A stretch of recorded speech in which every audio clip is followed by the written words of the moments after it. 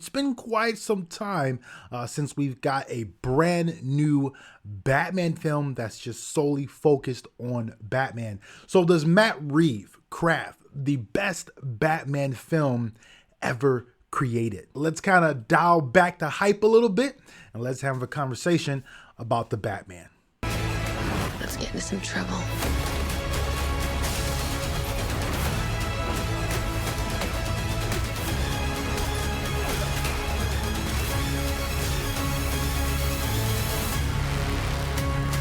So, one of the biggest hurdles facing the Batman is actually offering something different from every other Batman film that's come before it. A lot of people consider the Nolan trilogy to be like the holy grail of Batman films. I myself consider Batman Begins and still do, even after watching this film, the definitive Batman story. A lot of people really love The Dark Knight, and there will be a lot of comparisons, for the Batman to The Dark Knight, and whether or not this film surpasses that. But I think, man, we should kind of think about that a little differently, right? I don't think you should go into this, or anyone should go into this, looking for this to surpass The Dark Knight. You really should go into this looking for a good Batman film above all else. But how does it compare to The Dark Knight? I'm not going to say that the Batman is better than The Dark Knight. I'm not even going to say that The Dark Knight is better than the Batman. They are simply just two different films on every level possible. If anything, I would say that the Batman kind of, retreads that the Dark Knight has already been through is, maybe some of its plot beats towards the end of the film, and of course some of the themes, but I mean, it's Batman. So of course we're going to retread and explore some of the themes that's so, vital and crucial to Batman as a character and to his just whole world in general. So of course, some of that stuff we're gonna always look at with any Batman, really, even Lego Batman, which is actually pretty hilarious. But when it comes to quality, when it comes to the type of Batman film you're going to be getting with this, you really should kind of set your expectations, because this is unlike any. Any conventional comic book movie or Batman movie that has ever been created. And I'm not being hyperbolic when I say that. And I'm not even saying that as sort of a compliment to the film, but I'm just kind of making a statement saying like, hey, this is going to be very different and possibly not at all what you think it is. The film is 3 hours long. A lot of people have said that they don't feel it because they are really engrossed in what's going on. But also Matt Reeves once wanted to craft, something that's, a little more intimate, if you will, than past previous Batman films, because he really did make this a detective story. It is about two bros, if you will. James Gordon and the Batman basically just solving a murder, right? Which is cool because Robert Pattison spends so much time in the Bat costume solving murders, looking through files, right? Walking crime scenes. That is literally what he does. I know you've heard a lot of comparisons to other detective noir films. That is what Matt Reeves wanted to do, and that's what he pulled off. Whereas Batman Begins does a fantastic job of evolving Bruce as a character. We're given reasons to care about Bruce. We're giving reasons why to care about his crusade to help or fight the criminals of Gotham, why he wants to understand the criminals, right? We see him go through this sort of metamorphosis, at least in the first chunk of Batman Begins, which I absolutely love and adore. But with the Batman, we're not really focused on doing that again, right? Bruce is here. Alfred's here, the Batman's here, Gordon's here, Catwoman's here. These characters exist in a world that is alive, that is, it feels like an actual tangible thing, right? The world feels lived in, and these characters just exist. We're not retreading, certain things. I mean, of course, the death of his parents, things like that are brought up, but again, they're not retreaded. We're not going over them once again. You know what I'm saying? Matt Reeves just kind of says, hey, here's Batman. Here's the thing that he's doing. Here's a case that he's working. You know what I'm saying? And he wants the audience to accept it as is, which is very bold choice, in my opinion, and kind of actually reminds me of, the original Batman film, where that's kind of what, the original Batman film did. It gave you this world, it gave you Batman, and it gave you Batman doing things. You see what I'm saying? It doesn't really focus. I mean, it's kind of plot heavy, which the Batman is also, very plot driven. But that's what the original film focused on. Batman in this already established world. And even though they don't really evolve Bruce as a character here, it doesn't mean Robert Pattison does not give one hell of a performance. And I would even say the best Batman performance. Now, you really could be doing more for this city. Your family has a history of philanthropy, but as far as I can tell, you're not doing anything. Robert Pattison brings so much nuance to Batman through the mask. He is very rarely seen outside of the mask. This is another bold choice, in my opinion, because when studios pay for an actor, they want that actor's face, you know what I'm saying, in the screen as much as possible, right? But here, what is really interesting is that Robert Pattison spends a lot of time he spends a lot of time in the actual mask, in the cape and cowl, and like I said, he brings so much nuance to the character, man. It's in the way that he walks, the way that he stares, the way that he moves, you know what I'm saying, his eyes, man. He does a lot of acting with his eyes. If you know Robert Pattison from any other film outside of the Twilight franchise, which you really should, Robert Pattison does really great acting with his eyes. And so Matt Reeves definitely focuses on that. That is like a point of focus so many times throughout this film that I thought was it's absolutely incredible. The way Batman is constantly framed, where his eyes are such a big focus and what they're doing and the story that they're telling. I know it's crazy, like, oh, it's just eyes, but I'm telling you, man, if you know, you know. When you see it, you see it. You're gonna be like, damn, he is acting his ass off, right? He doesn't have a whole lot of lines, man, but when he delivers them, especially when he's in a Batman costume, when he delivers them, damn it, he's good. The characters all do a great job across the board. Jeffrey Wright as Gordon, you know what I'm saying? He really is Batman's bro in this. There's a scene where, they're talking, they're talking to each other, trying to, not rise suspicion. And Batman just freaking decks him dead in the mouth. Which that kind of reminds me, there's plenty of humor in this. I'm not saying a whole lot of humor, but there are some humorous moments here, especially with Batman, who's very deadpan and brooding all the time. As opposed to the other characters like Jeffrey Wright's Gordon and Zoe Kravitz, Selena Kyle, even John Turturro playing Capone. He also does a pretty good job. I don't know, man. When it comes to Capone, I got to give it to the actor from Batman Begins. I can't think of his name right now. But yeah, like I said, man, the performances across the board are really good. Especially Zoe Kravitz.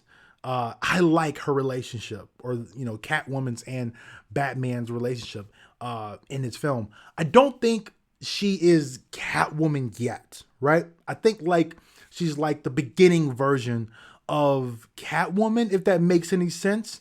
But man, I like the focus on their relationship. I like how they're these two orphans or lost souls who are coming together and finding each other, who are, whose goals are the same, right? But their paths eventually, you know what I'm saying, diverge and they go on this sort of journey, and their journey leads them into, you know, two different places. And I like the chemistry between the two as well. I mean, bro, there was definitely some sexual tension going on in this mug, and we haven't seen that in a minute. That was just completely absent in Nolan's trilogy, and I'm so glad that Matt Reeves brought it back. Colin Farrell absolutely disappears in his role as the Penguin. The dude is an A1 performer, and it's kind of frustrating that people do not see that. Starting from his early career, you know what I'm saying, he tried to become this sort of big major movie star. I think he is. In my heart, Colin Farrell is. But you see in his later career, he's done smaller films, indie films, but he's really proven his craft and has proven that he is damn good at it, and he is damn good in the role as Penguin. I cannot wait to see him in the HBO Max series that they have planned for his character, because again, if you watch the film, then you see that now that there's a power vacuum now that Falcone has been taken out of the picture, and I can't wait to see his rise to become the Penguin that we see in the comics. I don't know if that'll ever happen in this universe, but I mean, we'll see what happens, but I just can't wait to see more of him. He is great. He is fantastic. The makeup, the prosthetics, what he has on, it looks really good as well. His accent, damn it, man. I love Colin Farrell, man. This film has some fucking good ass actors. Another great actor that I really love, man, that also worked with Matt Reeves on the Apes films and played one of my favorite characters of all time, and that is Caesar from the Planet of the Apes trilogy. Matt Reeves is he did the last two, but I'm just going to call it Matt Reeves trilogy. But yeah, Andy Serkis he played Caesar in that film. I love him in there. And I also definitely love him in The Batman. He doesn't have a lot of screen time. I'm just going to let you guys know that now. So don't expect like a very deep sort of, fleshing out of Bruce's and Alfred's relationship. We do get that in the Nolan trilogy and a few other films as well. But here, man, Alfred pretty much kind of serves the plot and kind of serves as an anchor for Bruce Wayne or Batman himself, you know what I'm saying? But he also does kind of help Bruce Wayne, try to solve these murders. But it is also confirmed that Alfred trained Bruce Wayne. So I was expecting, if you're going to put, if you're going to put Andy Serkis in his role, I was expecting Andy Serkis to really break out the fisticuffs and maybe throw down himself. We didn't get to see that. Hopefully we get to see it in the sequel if they decide to do one, but that would have been awesome. But it is confirmed in this movie that Alfred does train Bruce Wayne. I just think that is very interesting and so goddamn awesome. I love it.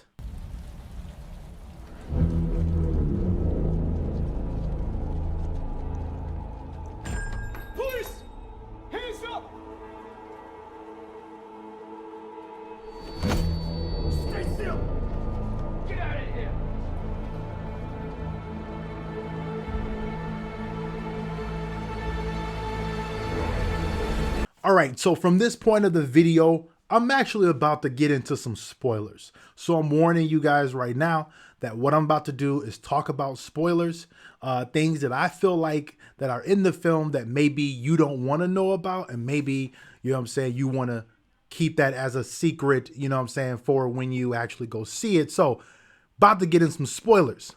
So check this out. I'm about to make this bold proclamation right now, and I'm going to say that there's a scene in here where I believe is a better interrogation scene than the Batman and Joker interrogation scene in Dark Knight. And that's the, Batman and Joker interrogation scene. At a certain point in the film, why did I say Joker? Did I say Joker? I mean Riddler. At a certain point in time in this film, Riddler is basically caught, or just kind of gives himself up, basically. And it's the scene that you kind of see in the trailers where, Paul Dano, who plays Riddler, which does a great job, by the way, The whole cast does a great job, but like I said, I'll get into that later. But Paul Dano gives himself up. He's sitting at a diner, and they capture him, and they get him in this sort of this little area with this sort of he's sitting behind a jail cell or whatever, and Batman shows up to interrogate him, and I'm just geeking out just thinking about it because I love this scene so freaking much. But while they're sitting there having this conversation, and Paul Dano's kind of, just letting Batman have it, right? Just kind of telling him, what I'm saying, why he is who he is, the plan that he's laid out for Gotham and all these other things. And there's a moment where he's constantly saying Bruce Wayne's name. And you almost think that, does he know that Batman is Bruce Wayne, right? You're playing this, you're kind of thinking in your head like, man, does he know? And what's even cooler about this is that Batman is actually doing the exact same thing. Because the thing about Robert Pattinson's Batman in this movie, he is not, he's not as calm-headed as most Batmans have, right? He's a little more hot-headed, right? He is year 2 in the movie. This takes place 2 years after him, being Batman. And so he's a little more hot-headed than the other Batmans, I would say. And you can just tell the way the camera just focuses on Robert Pattison, the way the lighting hits his face in the shadows. It is just such an expertly filmed scene. And the way Paul Dano constantly says Bruce Wayne, you think that Robert Pattison is about to react, and you don't want him to react because then he could give away the fact that he's Bruce Wayne. It is such a brilliant scene. I loved it. Holy shit. The thing about the Dark Knight scene was, Heath Ledger absolutely stole that entire sequence, and it was incredible. But here, both Paul Dano and Robert Pattison were just doing a fantastic job bouncing off of each other. This guy who's very, very eccentric, and he's he kind of borders, and this is not to say that is bad, but he kind of borders Jim Carrey's Riddler. I know that sounds crazy, but in a more frightening way, right? And like I said, I think Paul Dano does a good job with it. Now, I will say that there is one scene that I think Matt Reeves definitely tops Nolan, and that is the Batmobile scene. I think it tops Nolan's, I think it does.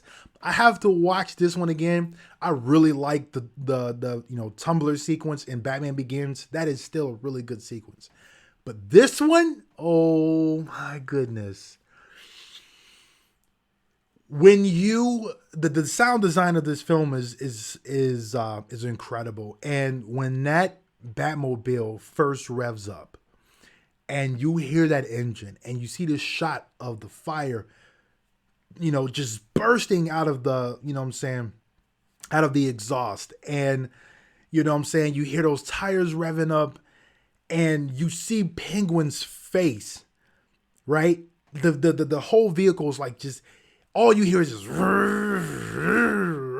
then the vehicle is just in shadows.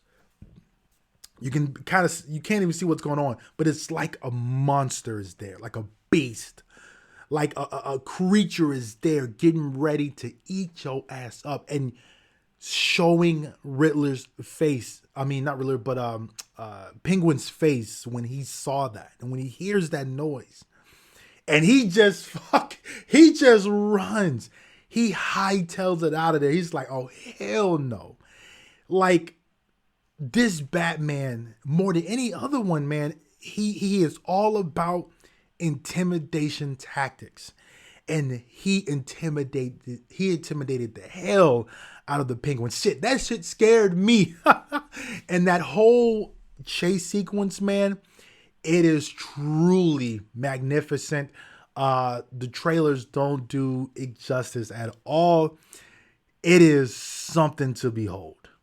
everything from the visual aesthetic to the costumes, the set production. I mean, this really does, you know what I'm saying, feel like a very dirty and grungy and, you know what I'm saying, grounded Batman, but it also has some of those fantastical elements that kind of reminds me of, you know, the Tim Burton films, right? I mean, we got, with this Gotham, you got a mix of New York, Chicago, and London. You know, you got these Victorian sort of castle like mansions. You got these, you know, lower street areas that I think were like filmed in Chicago. You know what I'm saying? And so, of course, you know, I know that I feel like Matt Reeves really wanted to get that part right. He wanted to make Gotham City a character in of itself, which he does a fantastic job with. I would say even more so than any other Batman film, to be quite honest. Because Gotham really does feel like a character. And one of the things with like detective noir, you really want to nail the city and you want to nail its inhabitants correctly. And I think he does that. I think that's what really makes this a more engrossing experience than any other Batman. I'm not saying it's the best Batman. I'm not saying, you know what I'm saying, it beats those films, you know, by and large. But what I'm saying is, right, this is just a different experience, okay? Because I still hold Batman Begins in high regards, and I think Dark Knight is just a very exceptionally made film. But man, this movie here, this movie right here, dog, I'm telling you, like this movie, like I said, it engrosses you. And that's because of the filmmaking that's on display. Matt Reeves does such a fantastic job, man, with with the level of detail that he puts into this film, that he puts into Gotham, the characters, Batman suit, you know what I'm saying? Like just little things that I was just constantly noticing, and I can't wait to go watch this bad boy again. I will say, man, that one of the coolest things about this is Batman and how he's perceived by the criminals of Gotham. In Batman v Superman, there's a scene where the cops are going into this house or whatever, and they're going to, you know, bust this sort of, I think there was like a reported crime, and they go into this house or whatever, and they find all these, you know, women who are like slaves or whatever, and they're locked up in this underground dungeon. I don't know what the hell it was. But they go up and they go up the steps up to the second level of the home or whatever, and they hear this noise, and they just hear this loud thumping and this screaming. And it was that, you know, uncertainty, right? What's going on? What's happening? Who's screaming? It almost felt like a horror film. And when they get up there, they see Ben Affleck's Batman like on the ceiling, and he scurries out, like he scurries across the ceiling and just flies out the room. And that is like that was the first time I was like, yes, I want to see Batman become this otherworldly thing that people are just absolutely terrified of. And there's a scene, no, actually the beginning sequence of this film. No, not the beginning sequence. It's pretty, the beginning sequence is actually really dark. But there's a sequence in this film where Batman is revealed, and holy shit. It is incredible. This is what I mean when I say this is God tier filmmaking, because Matt Reeves cares so much about detail. He cares so much about, like I said, engrossing you in what's happening, because you have Bruce Wayne or Batman who's narrating this sequence, and criminals are afraid of him. When they see that light shine in the sky, they are afraid. And we see a montage of these criminals who are doing criminal things, and they just stop when they see the bat signal in the sky. They stop. They stare in a dark shadow or whatever, and they are terrified, because at any moment Batman can come walking out of it. And I just thought that was the coolest thing. This felt like an extension on what I saw in Batman v Superman, and I loved it. And I was like, yes, it's about time we got to see that. Like we saw Batman being kind of like smoke and mirrors in the Nolan trilogy, but we have never seen it like this. This is far more visually satisfying than anything that Nolan did, right? When it comes to Batman, you know what I'm saying, Batman, you know, creeping in the shadows, and you know what I'm saying, you know, how he has that sort of element of surprise and that intimidation method that he used. I mean, he is very menacing and very unflinching. He walks towards guys as they're just unloading hells of bullets at him, and they're just bouncing off his armor as he's just walking towards them like, I don't give a damn, I'm about to fuck you up. It is so crazy, man. You can hear his boots, right? You can hear his boots in the background. They focus a lot on his boots because that's the first thing you hear, and you're like, man, what is that? And then you see Robert Pattison stroll out of the dark, and Robert Pattison, his physical acting is just incredible, and he does such a great job when you see him. It is, yo, is it the best Batman movie ever? I don't know about all that, but damn it, is it a good one? Speaking of the Cape Crusader, click that video you see on the screen right now and go check out more videos about the Batman. Drop a like and subscribe. And the next film you watch, man, I hope it encourages, inspires, and entertains. Thanks for watching.